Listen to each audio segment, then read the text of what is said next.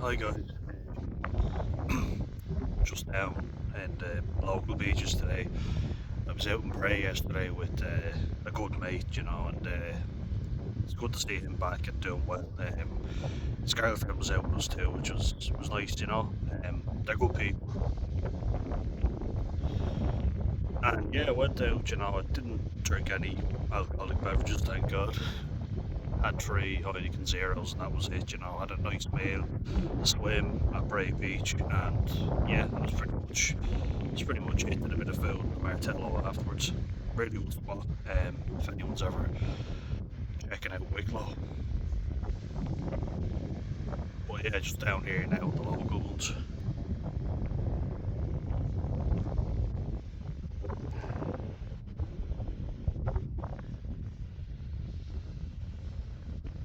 And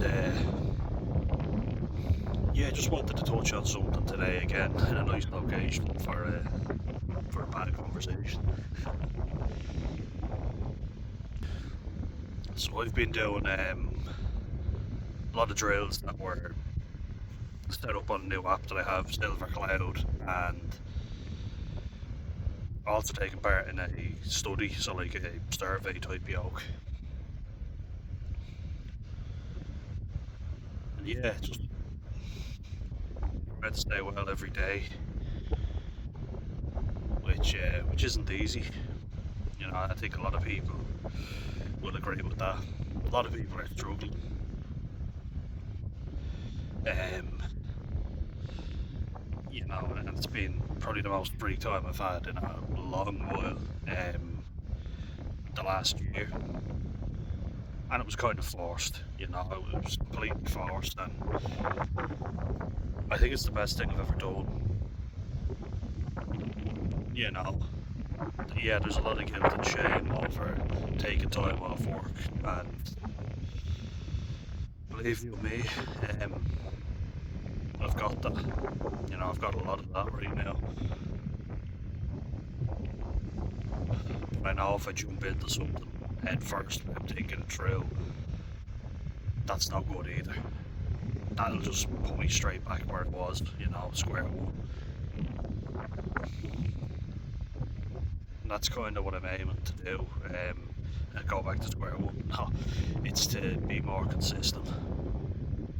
So like, there's been a cycle, of get the hand out, doing well, doing a lot, then going out socialising, a lot, drinking, and then fall off the wagon completely. I've been watching a lot of sobriety videos lately and just trying to stay as active as possible, getting down here every day, cycling every day, walking every day. I'm hoping to do a charity run in September for Pieta House, so basically try and run. I'm going to try and run 2 miles every day because I might have to take time off depending on how the body holds up. But yeah, I'll put a link to that. If anyone wants to donate, they can. No pressure. Be a while since I ran properly. Might even cycle down to the beach and run here. I prefer running on sand for some reason. The roads can mess up my ankles. I nearly ruptured my Achilles tendon, and oh jeez, I've gone over my ankles so many times playing rugby and just injured my body. Basically just injured myself a lot from wear and tear and whatever. So yeah, from all the rugby injuries, there's been a lot of breaks, a lot of nerve injuries, a lot of head knocks as well. So yeah, this yoga's gone through an awful lot. So is the rest of my body really, but wanted to wanted to touch on something here that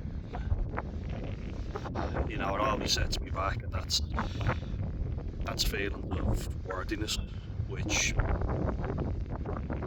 yeah, I struggle with big time. I only found out there yesterday that my dad told me while he texted me when he was drunk that my cousin, my first cousin, is getting married, and I don't know what's weirder is the fact that me and my brother weren't invited, or the fact that we didn't expect to be invited. First cousins, and there was never a falling out. There was never, if there was a falling out, at least that'd explain it. But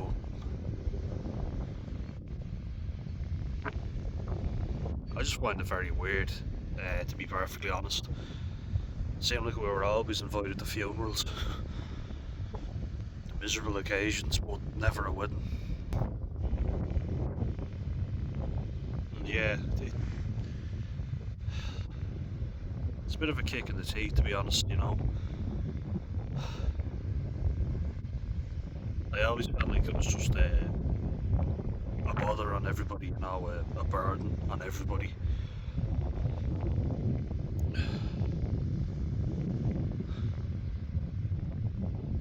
It's fucked up, it really is. I tried reaching out to everybody in my family. I tried making a connection because I just felt so lost, and I felt, maybe I need to make an effort. But it can't all be one-way traffic, it has to be two ways. And I've seen her brothers or our oldest cousin. The only times I've seen him were when I was working and I was either serving him and said, "Oh, how are you? How are you doing?" Don't give his name, but there was no animosity or anything. There was nothing. I kind of wish sometimes that there was a bit of animosity with people, because at least it would explain the complete lack of relationship. And look, I get, the families, some of them aren't close and whatever, but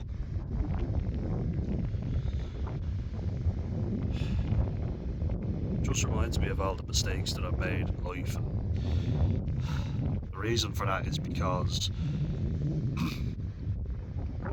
one of my biggest sources of guilt is how I let my brother down. And I let him down big time, I really did. So whenever or people start to give me sympathy or empathy, I always go, I'm not deserving of it because of all the shit that I did. Yeah, and I remember the feelings of jealousy. It's kind of like a Cain and Abel story, except thank God I copped on, and I realised the error of my way, basically. And it just happened overnight. It was just like a switch, switch the dial. I try and watch videos on growing up with autistic siblings to try and make myself feel better, but the reality is that I just know that it must have been a fucking nightmare for the poor fella living with me. Not most of it was. I know it was, and I made it that way for him. Just all that anger, all that frustration. And then that jealousy because everybody liked him and everyone hated me. And people just tolerated me, whereas they liked him and they thought that he was a great kid. And family members would point out, stuff that he could do that I couldn't. I used to get really, really fucking jealous and really pissed off. And I hated him for it, I hated him for being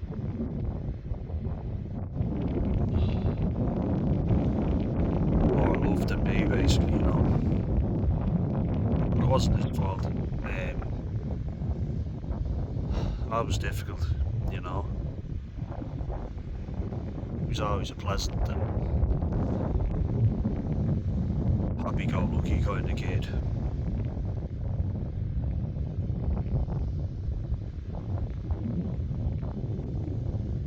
People would call him names and he'd get upset. was always in trouble. How I always had behavioural problems and had to be dragged off into extra classes. Probably meant that he felt like he had nobody there in his corner, and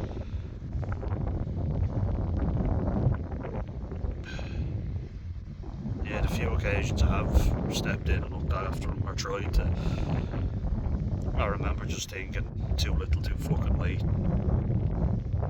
Or he'd say, go away, because I understand completely he didn't want me around. It was always tense in the household, you know.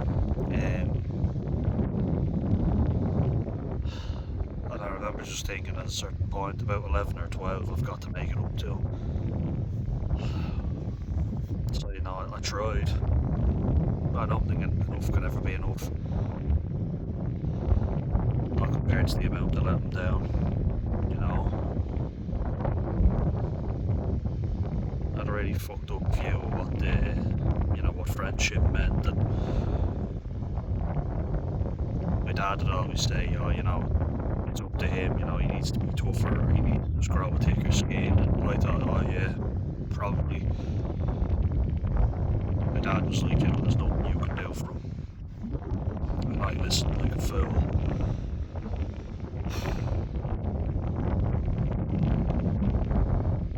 You know, then like, he withdrew a lot from school, and I kind of pushed through, and I thought, you know, yeah, he just needs to be tougher or whatever. I invited him out to lunch with me and my mates to, you know, look after him, and bought him food and tried to make him feel a bit better, you know. I kind of felt a bit annoyed at him because it was like, oh, I gave you money and you want more money, and oh, I wish I had been better earlier, you know, I really do.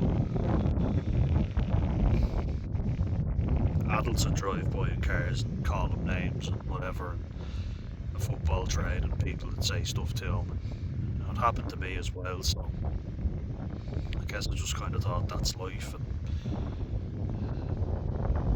my dad always just said, you know, me and your mum will deal with it. I don't know if they ever did. And then me getting into so much trouble and just not being there for him.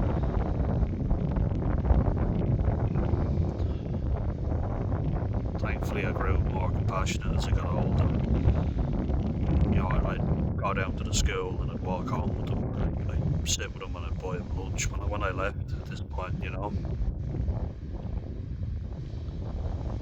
I'd go down to him and he'd be sitting on the stage, kind of studying by himself, or that's why I got so pissed off when I saw that fella who I thought was his good friend at a jobs fair, you know, planning his future. I kind of thought my brother would feel happy that I stood up for him, but I don't know.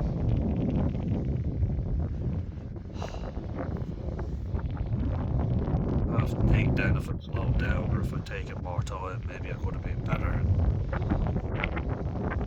It's my biggest source of guilt for sure, and it causes me to drink, you know.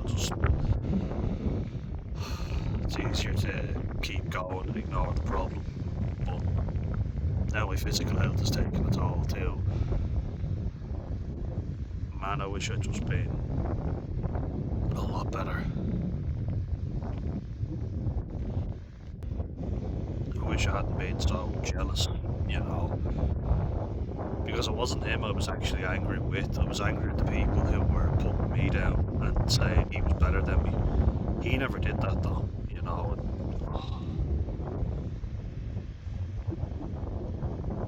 I remember looking back at an old videotape, you know, in a recorder, like a video recorder. It was a family trip, Dingle in Kerry, lovely place.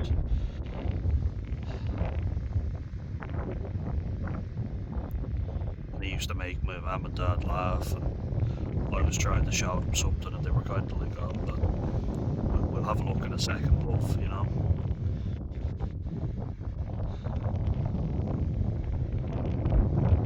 Just remember thinking they tolerated me, you know, or they loved him.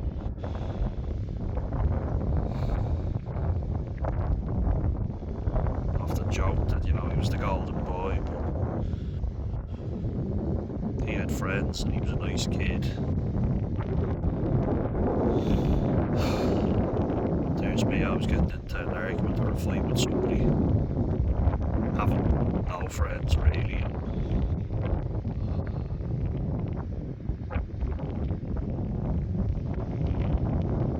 Tried to make up for it when I got older,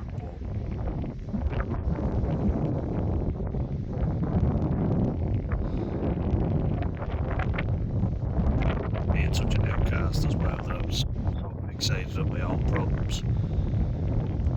We were very fucking easy targets, you know, you put it that way. Neither of us had any self-worth whatsoever, so it was kind of like reinforcing what we already thought about ourselves.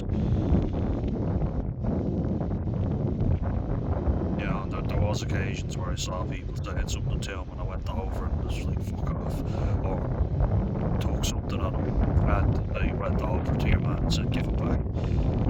And he respected me enough and he was like, yeah, okay, here. It's just a toy or something, I don't know. Like a laser, you know, whatever. I was just saying to him, you can't be so easy with people. You've got to stand up for yourself. You know, I can't do it all for you. It's probably the worst fucking thing I could have said.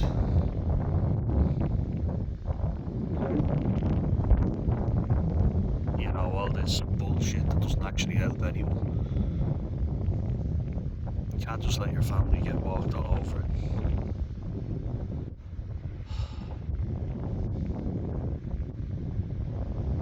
So it was easier for me to just work, go to college, play rugby, fucking binge drink at the weekends, and him have to see me in awful states. Going through more shit than I already have.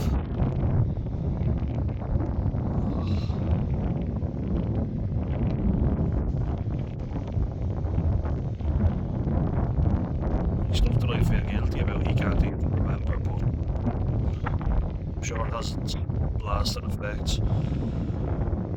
You know, like we both got teased about our weight by our dad's family for being a bit bigger, you know, because all our cousins were thin.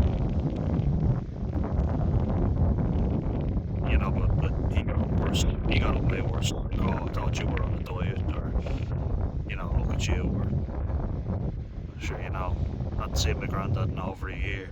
First thing he says, oh, there's no belly on you. I just think fucked a lot of you. That's the side as well of the family that we're not going to the wedding. We go to every fucking funeral, but never a wedding, never a happy occasion, you know. I think another one of our cousins was invited. The only reason they're not going is because they can't afford it, but I want to take responsibility for my own actions, you know.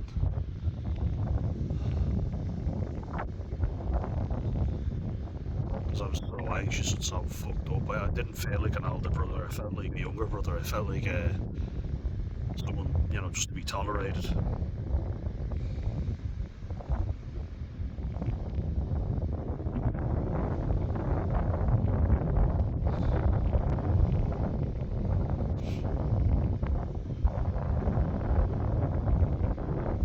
Just remember how worthless I felt. So as I got into my early teens, like I remember trying to, you know, make my mum happy. Got her a really nice gift. Like I used to buy her, I bought her a pearl necklace that I couldn't really afford, but they even sent it to me in House of Brazier. They were like, you know, quite expensive, like €250 or something, as if, you know, you could put a price on it, but she was happy with it anyway. She was delighted. And I always tried making her happy, because of how unhappy I'd made her.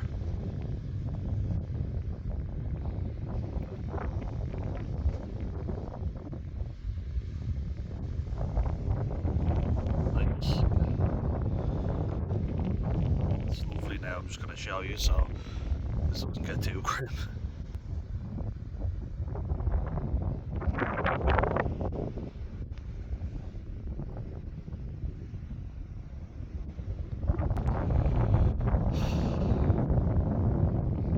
Having all this beautiful nature around me and being able to have the time off work, you'd think it'd be great, you know. That's the annoying part. Like I've done courses, I've worked on myself, and I feel like it's always back to square one. Just don't feel like there's enough time to ever make up for the damage I've caused.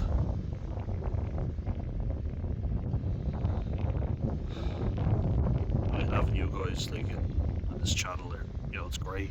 The support's amazing. And some days when I'm really choking up about making a video, but having you guys have something positive to say is great.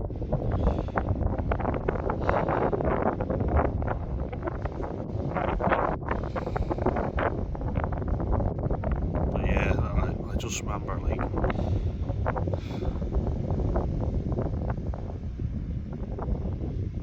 all this stuff that everybody took for granted that I just couldn't do, and could barely speak, you know, I couldn't fucking talk to people. It meant the family wouldn't take time to explain stuff, it was just what are you slow when you think, or it's not just them, you know, but people just not taking the fucking time to explain stuff. I'm just feeling so fucking inferior all the time. Like, if you got angry with someone, you were in trouble. If you just kept quiet, then people would say, oh, you know, you're just gonna take that. Parents talking down to you like you're a fucking simpleton.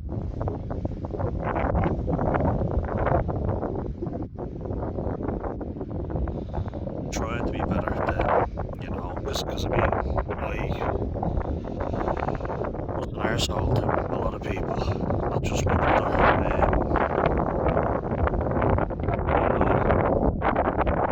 A bad group, and it makes you feel like you don't really deserve much sympathy, to be perfectly honest.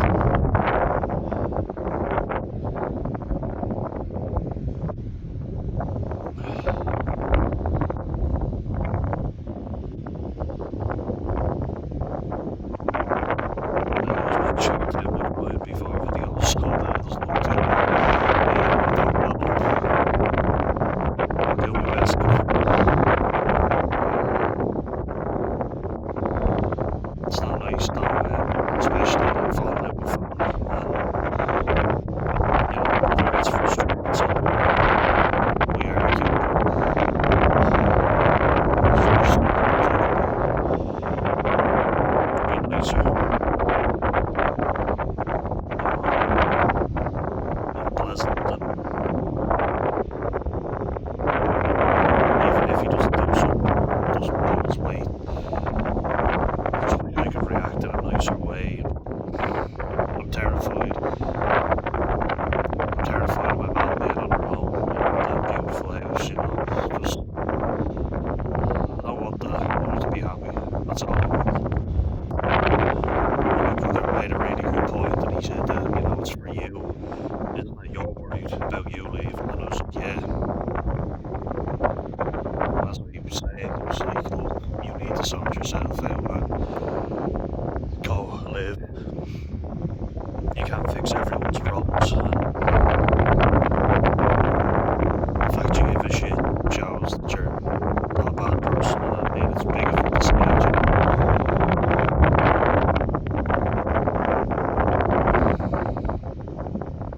I can't help but worry, you know, I've always been a very anxious person. It's part of my fucking diagnosis. And the amount of time from everything, fear and leaving the house, but somehow managing, even with just getting put in this crushing anxiety, you know, making them behave,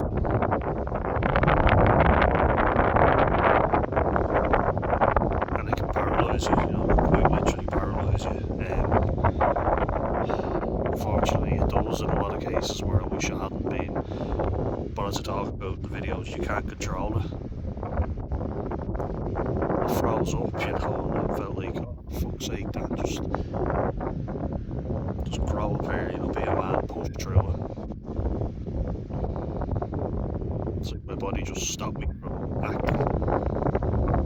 I'm trying to figure out why that is. Why is that my go-to response?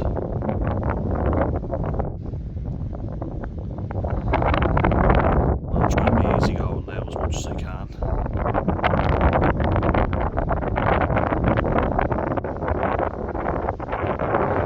Just step by step, you know, day by day. Try and live in the present moment because that's all you can do, you know.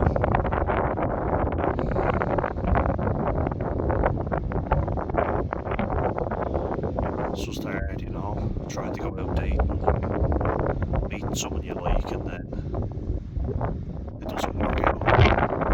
Friend groups that, you know, you have to leave because they're just not good for you. It's challenging, like it's tough. You know, we can all get through it together because, you know, as I say, sorry, we have new boys here. It's been a bit of let me know if you've ever had a falling out with a sibling or you know, a loved one that you really regret, or if you regret your behaviour, then any advice, you know, because on how to not do that. This gives me so much guilt when I fall out, you know, and it brings me right back to being at my worst and being very difficult to deal with, you know. So if you have any advice, it'd be really appreciated. And if it was hard for you to cut ties from a family member, and Robin Woodbury start that podcast soon, I hope. But if you know, you gave me advice about your mum and the situation there, your dad also, was there anything like with you guys that you think, you know, you acted badly and you could have done better, you wish you had acted differently? How did you change your behaviours? Because I've changed my behaviours a lot, you know, but if I snap or I get angry, I do feel overwhelmed with guilt afterwards, crushing guilt. Even if it's mutual, you know, because I kind of go to myself, yeah, but it's because of all this shit I've done in the past, that's why this is happening now. Like when I try, like, and people have helped me as well, they say, yeah, but you were a kid, there was a lot of shit going on, you had autism, or already up to 90, your sensory system, which kind of helps a little, but you still feel like, oh, what if,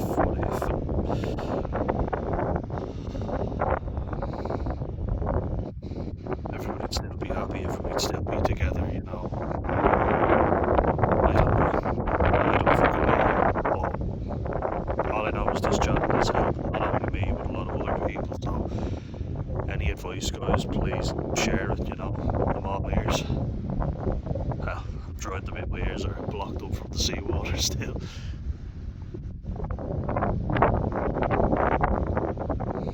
Guess all I can do is try and be as nice to everyone as possible every day, you know, because it's not nice being an arsehole to people.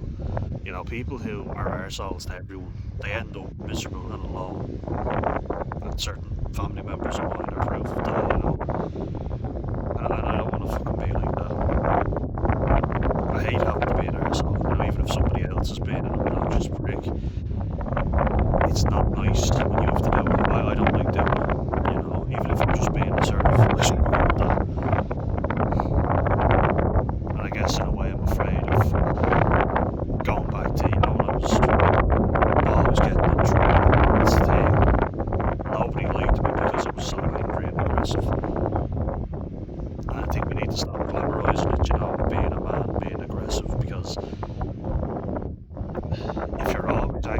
because with everyone you meet, people aren't going to want to be around you. I've lost friend groups because of, when I've gotten drunk, and that's why my behaviour was out of control. I wouldn't have done this, even if I was in a bad mood, I still wouldn't have behaved the way I behaved. Sober, where they had to basically separate me from someone because I was getting annoyed with them. And I look back and I think, did I really do that? They're like, yeah. I was like, fuck me. So that's something, alcohol is something you need to watch, and I'm trying desperately hard to keep an eye on it now. Shout out to a channel that I've watched them before, Bad Country, Stu Newman, that's his real name. Steve Curry from Alcohol Free Lifestyle. Channels like that really help me keep going, And I did 9 months before. I'm looking to do even longer now. Because it isn't doing me any good. It keeps setting me back every time, it keeps throwing me back. It's not helping me move forward at all, man. The problem is when I have to go to social events or whatever, I always get that urge, it's always in the back of your mind. We gotta stay in control of it, guys. Life is worth living, it's worth living well.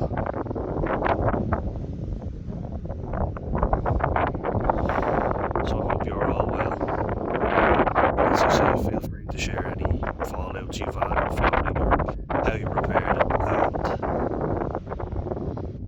and please just keep commenting, keep liking, keep sharing,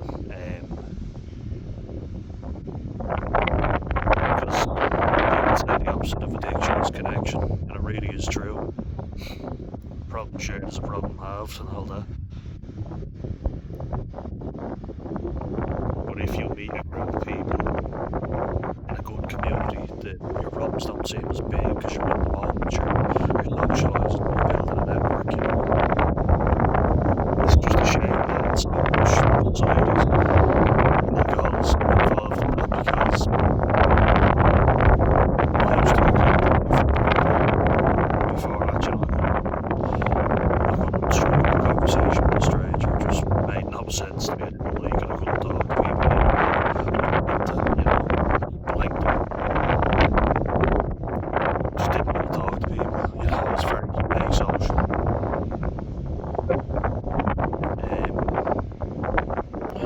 Then I learned a lot of faking skills and pretending to be social.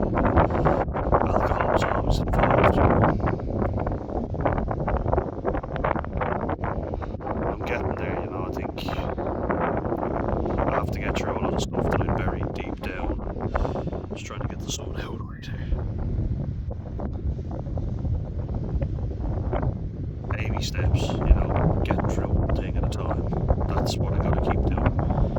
Stuff coming up that I'm uncomfortable with, but that's a good thing. That's not a bad thing.